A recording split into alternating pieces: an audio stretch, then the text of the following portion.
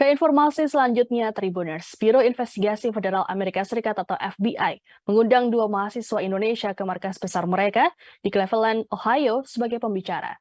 Dua mahasiswa asal Universitas Erlangga atau UNER bernama Eko Mangkucipto dan Haryanto Rante Salu diundang atas prestasi keduanya.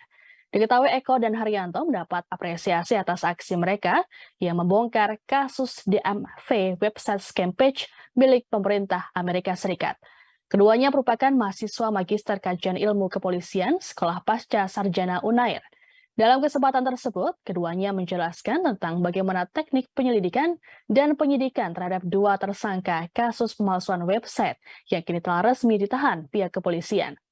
Disebutkan bahwa dua pelaku scammer yang merupakan WNI tersebut sengaja memalsukan website dengan tujuan mendapatkan data pribadi warga AS. Diduga kejahatan tersebut dilakukan untuk menyalahgunakan dana bantuan COVID-19 bagi warga negara Amerika dan menjualnya untuk mengeruk keuntungan pribadi. Sebelumnya, aksi kedua mahasiswa ini dalam mengungkap kasus sempat menghebohkan publik Amerika Serikat. Kasus ini melibatkan dua institusi, yakni Polda Jawa Timur dan FBI.